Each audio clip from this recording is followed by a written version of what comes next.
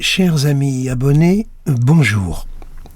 Alors tout d'abord, je vous prie de bien vouloir m'excuser parce que j'ai la voix un petit peu enrayée, parce que j'ai attrapé un vilain virus qui m'a donné une trachéite dont je sors à peine, mais je voulais quand même vous faire cette note sur l'éclipse solaire totale que nous allons vivre le 8 avril 2024.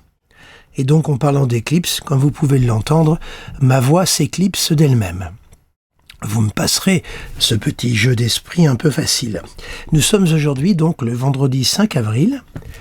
Il est également 6h42 selon l'horloge numérique.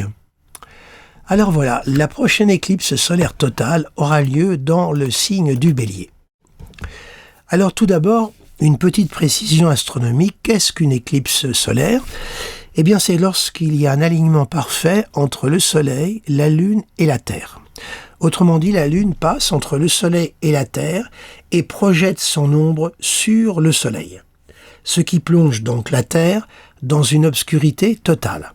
C'est ce qu'on appelle donc le compte d'ombre, c'est-à-dire que lorsque le compte d'ombre est total, on a une éclipse solaire totale et parfois on a une éclipse solaire partielle. Là, pour le 8 avril 2024, nous aurons une éclipse solaire totale qui se fera donc dans le signe du Bélier. Alors au niveau du parcours de cette éclipse, elle va commencer dans le Pacifique, passera ensuite par le Mexique, puis les États-Unis, le Canada, et terminera sa course à Terre-Neuve. Alors dans ce parcours-là, il va y avoir certaines localités qui auront la chance d'être vraiment sur l'alignement de cette éclipse et qui pourront donc la vivre et la contempler. Alors, souvenez-vous, nous ici, on a eu la chance de contempler une éclipse solaire, c'était en 1999, vous vous souvenez, je crois que c'était à l'entour des 11h ou midi, et on a vu la possibilité de pouvoir, à l'aide de lunettes spécifiques, surtout pour ceux qui pourraient la voir, ne prenez pas de lunettes de soleil pour vous protéger, prenez des lunettes spécifiques de manière à ne pas vous abîmer les yeux, surtout. Bon, et donc, disais-je, en 1999, nous avions eu cette éclipse solaire, et vous vous souvenez les délires qui en avaient découlé. Ça allait être la fin du monde, Paris allait disparaître parce que la sonde Mir allait se décrocher et s'abattre sur Paris, tout le monde rendez-vous à Bougarache, enfin, un délire, et je me souviens que des confrères et des consoeurs astrologues s'étaient prêtés à ce délire d'interprétation. Bref, à l'époque, j'avais rédigé un article pour remettre un peu les pendules à l'heure. Il y avait aussi une comète qui devait arriver, s'écraser. Enfin bref, on avait eu tous les délires apocalyptiques invraisemblables. Alors que les premiers hommes sur Terre eurent été effrayés par une éclipse solaire, on peut le comprendre. Pour eux, les planètes qui se promenaient là-haut étaient des êtres étranges, étaient des dieux, donc ils étaient effrayés. Mais nous, maintenant, avec le recul, la connaissance que nous avons de l'astronomie, il faut quand même savoir raison garder, comme on dit, et précisément, lors d'une éclipse solaire, le soleil est éclipsé pendant quelques moments, et le soleil, c'est justement ce qui symbolise la raison, le conscient, c'est-à-dire la force de lumière. Alors maintenant, passons à la phase astrologique. Alors vous constatez que cette nouvelle lune est quand même en conjonction alignée sur l'axe des nœuds, le nœud nord. Donc une pleine lune qui est importante. Veuillez me pardonner si j'ai des petites quintes de tout pendant l'enregistrement, mais j'hésitais à vous le faire, mais je voulais quand même vous faire cette vidéo sur cette éclipse. Alors, donc, cette éclipse a lieu dans le signe du Bélier. Autrement dit, c'est une éclipse dans le signe cardinal de feu, dont la planète maîtresse est Mars. Donc, on a une éclipse solaire martienne ou martiale.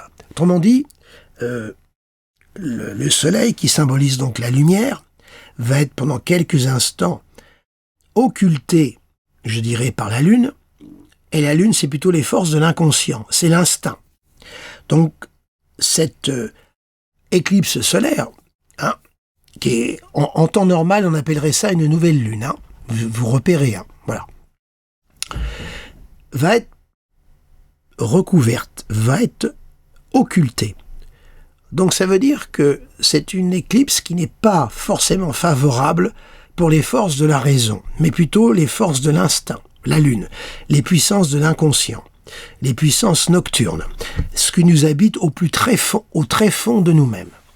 Donc, ça veut dire que durant tout le cycle de cette lunaison, puisqu'après nous irons à la pleine lune, qui se fera vraisemblablement la pleine lune, je présume dans certainement le signe du Scorpion, à mon avis après, en toute logique, au tout début.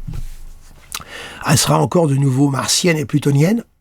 Donc on est symboliquement dans une éclipse guerrière, une éclipse plutôt chaude, brûlante, impulsive, pleine de vie, mais attention à ce que cette pulsion de vie peut elle-même véhiculer. Hein. Donc, on est là dans une dynamique où les forces du conscient sont donc occultées et tout se déploie dans un signe d'action, un signe de désir très fort et un signe de guerre, puisque le signe du Bélier, c'est le signe de Mars. Et nous sommes actuellement dans une période qui est loin d'être pacifique. Hein, on est plutôt dans une période de guerre. Ça pète partout. Bref, je vais pas vous rentrer dans les détails. Vous suivez l'actualité comme moi. Alors, puisque cette éclipse se fait dans le signe du Bélier, nous allons tout de suite positionner la planète Mars. Mars est dans le signe des Poissons. Donc on a là une planète de feu dans un signe d'eau. Alors l'eau et le feu, ce sont deux éléments qui ne sont pas compatibles. Hein. L'eau a raison du feu. De toute façon, l'eau est l'élément le plus fort, comme je vous le répète souvent. Et, veuillez me pardonner. Donc ce Mars se déploie dans le signe universel, collectif du Poisson. Autrement dit, le désir connaît, l'énergie de Mars se propage à travers le signe des Poissons puisqu'il est sous la maîtrise de Neptune. Autrement dit, là, on a un climat sur le plan général, collectif, universel, qui est martien, et Mars est précisément la planète qui maîtrise cette nouvelle éclipse solaire totale. Donc on a là déjà uniquement avec cette éclipse un climat général qui, il est vrai, n'est pas très positif, étant donné l'état actuel de notre planète. Donc on voit qu'il y a un climat collectif, un climat général, mondial, qui est, je dirais, guerrier, agressif, belliqueux, etc., etc. Où le désir, l'action peut prendre le pas sur la raison, puisque le Poisson avec Neptune, c'est tout, sauf les forces également de la raison. C'est l'émotion et c'est l'inconscient collectif. Alors on va positionner immédiatement la planète Neptune, qui est, comme vous le savez, dans le signe des Poissons. Elle est là. Elle est à 28 degrés. Pour l'instant, toutes ces planètes n'entretiennent aucune relation entre elles. Pour l'instant. Donc on a un Neptune en Poisson, il est dans son signe de prédilection, il règne en maître absolu. Et peu à peu, Mars va s'approcher de Neptune au fil des semaines. Bon. Donc on est là dans un climat de propagation, de diffusion, de globalisation d'un climat de guerre, d'un climat d'agressivité. Voilà. Qui est, je dirais, aigu par le fait que les forces de la raison sont quand même beaucoup plus faibles. Elles sont occultées, elles sont minorées. On va positionner la deuxième planète qui a maîtrise sur les Poissons. À l'origine, c'est Jupiter. Alors Jupiter, comme vous le savez, il est en Taureau actuellement. Il est là. Alors on a là un semi-sextile Jupiter-Soleil-Lune. Voilà. Bon, alors le semi-sextile, c'est vraiment un aspect extrêmement fragile, très faible. Donc, tout au moins, un semi-sextile n'a rien d'inquiétant, c'est vrai. Mais là, en l'état actuel du ciel, je dirais qu'il ne fait pas trop le poids, qu'il est plutôt fragile. Hein. Alors après, sur le plan individuel, je vous dirai un petit peu comment ça peut jouer. Mais là, pour l'instant, ce semi-sextile, je ne vais pas trop vous l'interpréter parce qu'il ne pèse pas lourd dans la balance. Alors on va positionner la planète Vénus, puisque Jupiter est sous la maîtrise de Vénus, puisque celui-ci est en Taureau. Alors Vénus est en Bélier. Alors, au semi-carré, par contre, de Jupiter. Là, le semi-carré, il est important.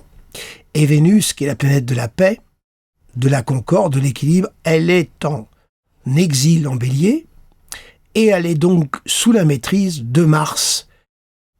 Donc ça veut dire que les valeurs de paix ne sont pas, je dirais, entendues. Elles sont faibles. Alors c'est vrai que là, c'est la guerre et la paix, mais étant donné que Vénus est en exil en Bélier, sous la maîtrise de Mars, eh bien, ma foi, les valeurs de paix, de conciliation, de concorde, de diplomatie sont sous la maîtrise de Mars. Autrement dit, elles ont du mal à se faire entendre. On n'est pas dans un climat mondial pacifique, loin de là, loin de là. Et quand on voit que cette Vénus est au semi-carré de Jupiter, c'est-à-dire que c'est un petit peu là, le désir avec Jupiter d'apporter la justice, avec ce semi-carré, on voit qu'il y a une tension, qu'il y a quelque chose qui ne va pas de soi, et qui demande de produire de très très grands efforts pour arriver à faire entendre un petit bout d'amorce de début de commencement de pacifisme. Voilà. Alors, vous voyez, on a quand même là un climat général qui est très très martien, très martial. Si on fait une récapitulation de l'ensemble, Jupiter qui est sous la maîtrise de Vénus, laquelle Vénus est sous la maîtrise de Mars, et Mars maîtrise à la fois l'éclipse solaire, Vénus, et dans le signe des Poissons qui est le signe collectif. Donc on a globalement une tonalité martienne dans cette éclipse solaire. Alors on va continuer à positionner le ciel actuel, on va positionner Mercure, qui est quand même la planète de la communication et des liens. Alors, que fait Mercure ? Bien, Mercure, il est précisément en Bélier, il est ici, vous voyez, et il est dans sa phase de rétrogradation. Autrement dit, on a un Mercure qui revient sur ses pas. Alors vous savez, je vous l'ai souvent dit, qu'aucune planète ne rétrograde dans le ciel, c'est uniquement, vu de la Terre, une illusion d'optique. Voilà. Retenez la théorie des deux trains qui roulent en parallèle, puis d'un seul coup, il y en a un qui commence à ralentir, et si vous êtes dans le train, lui qui continue à accélérer, vous avez l'impression que le train à côté est en train de faire marche arrière. Pour vous donner mais puis une explication d'une planète rétrograde vue de la Terre. Alors ce Mercure qui marque la communication précisément, il est lui aussi sous la maîtrise de Mars, et il est dans sa phase de rétro. Donc évidemment, là aussi, attention à ce qui va être conclu, les accords qui vont être passés, parce que sous un Mercure rétrograde, on est davantage à sa propre écoute qu'à l'écoute de l'autre ou des autres, d'où des quiproquos, des malentendus, des erreurs d'aiguillage qu'il convient par la suite de corriger. Donc vous voyez, là aussi, le mental, le collectif est sous la maîtrise de Mars, lequel est rétrograde. Alors attention également, avec un Mercure en Bélier, Mercure signe tout ce qui est lié au déplacement, donc déplacement en globalité, en plus dans le signe de Mars, c'est un signe d'élan. Donc attention à tout ce qui va être lié au déplacement, voiture, chemin de fer, avion, bref, attention, attention. Soyons prudents, si vous roulez, soyez prudents. Si vous vous trouvez pris dans une situation de conflit entre des automobilistes, ne vous en mêlez pas. Essayez de contourner l'obstacle le plus possible. Parce que là, on a quand même quelque chose qui monte en intensité. Il faudra attendre la conjonction inférieure de Soleil-Mercure pour plutôt arriver à une période, je crois que ça va se faire vers le 12 avril, la conjonction inférieure Soleil-Mercure. Là, pour l'instant, Mercure est dans sa phase épiméthée. Autrement dit, il mise à côté, l'intuition est mal dirigée et il met à côté de la plaque. Donc, vous voyez, on est là dans une période où même tout ce qui va être lié au dialogue, aux discussions, ne seront pas propices à quelque chose de stable et de durable. Continuons l'exploration, nous allons mettre maintenant Saturne. Eh bien, Saturne, là aussi, comme vous le savez, puisqu'il va rester dans le signe des Poissons jusqu'en 2025, Saturne est conjoint à Mars. Alors là, cette conjonction Saturne-Mars, c'est une conjonction de grande frustration, puisque Mars est une planète d'extériorisation, d'action, d'élan. Saturne est plutôt une planète de rétention. On a une planète de feu, on a une planète de terre. Le lien qu'il y a entre les deux, c'est du sec. Mars est chaud et sec, Saturne est froid et sec. Donc c'est du sec. Voilà, dans un signe d'eau. Donc une grande frustration, comment dirais-je, tout ce qu'on veut structurer, contrôler, ma foi, a du mal à être contrôlé dans ce Saturne Poisson. Donc on peut le sentiment qu'on contrôle les choses n'est qu'une grossière illusion, on ne contrôle rien. Et Mars est à côté, attention à ce que cette illusion de contrôler les choses peut nous entraîner sur le plan mondial et collectif par le fait que ces deux planètes en Poisson ne sont pas au mieux, parce qu'elles sont dans un flou, elles sont dans une exagération de l'analyse des situations. Donc là également, attention à cette conjonction Saturne-Mars qui n'est pas du tout une conjonction d'équilibre. Loin de là. Deux énergies opposées dans un signe qui est plutôt flottant et flou. Positionnons maintenant Uranus. Uranus. On sait qu'il est en Taureau. On voit que Jupiter est en train de s'approcher petit à petit d'Uranus. La conjonction aura lieu dans 13 jours, le 21 avril. Nous aurons la conjonction Jupiter-Uranus. Je vous en ai suffisamment parlé. Je ne vais pas m'appesantir dessus pour ne pas vous imposer trop longtemps ma voix. Je vous renvoie à mes différentes vidéos, podcasts sur ce cycle Jupiter-Uranus. Il est en pleine formation, donc en pleine puissance. 2 degrés d'orbe, le cycle est vraiment très fort. Et il se passe dans le signe de Vénus, le signe du Taureau, laquelle est dans le signe du Bélier. Positionnons maintenant Pluton, qui lui est au début du Verseau. Il est ici. Et Pluton, lui, est au sextile de Neptune. Alors c'est un sextile là qui est un peu dissocié. Il existe dans l'orbe, mais au niveau de l'échange des éléments, il est faible. De l'eau et de l'air, ça donne rien. Donc s'il y a la distance, le sextile reste quand même très très faible. Et par contre, il est au sextile de Vénus. Voilà.